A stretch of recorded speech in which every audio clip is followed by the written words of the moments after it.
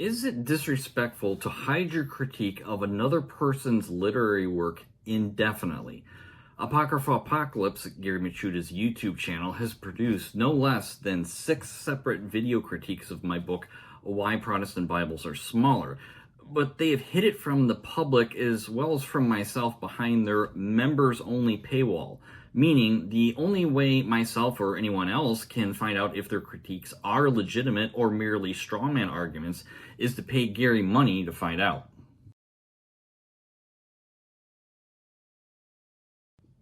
Now, I realize both Catholic and non-Catholic channels produce members-only videos as a sort of a sneak peek, even when critiquing the work of other people. So this is not my concern. But even members-only videos critiquing the work of others eventually become public, so the person being critiqued gets a fair chance to see if their critique is representing their arguments accurately or if it's just a distortion.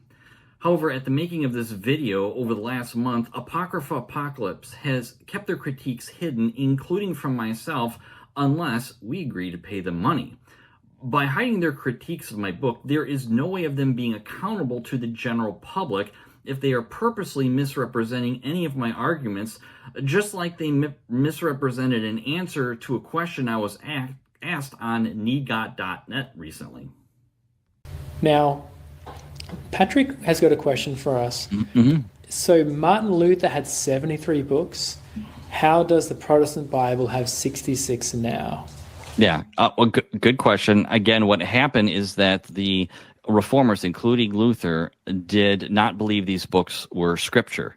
But he couldn't remove them. In fact, even later on in the Church of England, it was actually illegal to remove these books from the Bible. This is something even Gary, concedes to, and it wouldn't be. Oh, Gary, you conceded to that.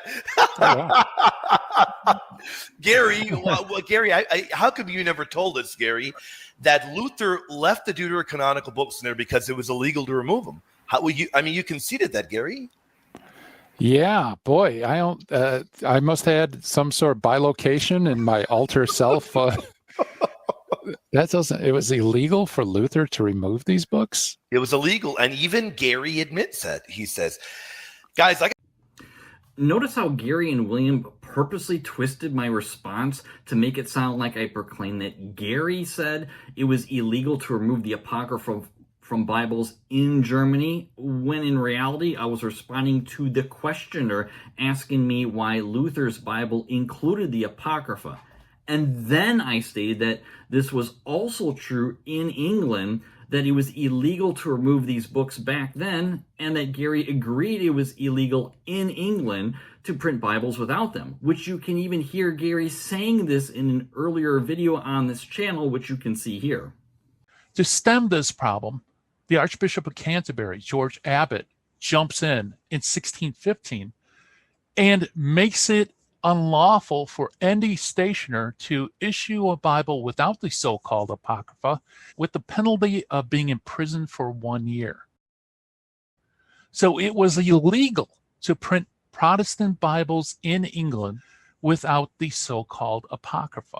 Now, notice how neither Gary nor William nor David Saras acknowledged this latter part where I correctly stated Gary made this assertion from his previous video about it being illegal in England, in order for them to attempt to discredit me by purposely butchering what I actually said, as they condescendingly laughed through their willful distortions and engaging in poisoning the well. And if you keep watching the review, they never addressed Gary's assertion that it was illegal in England to remove these books.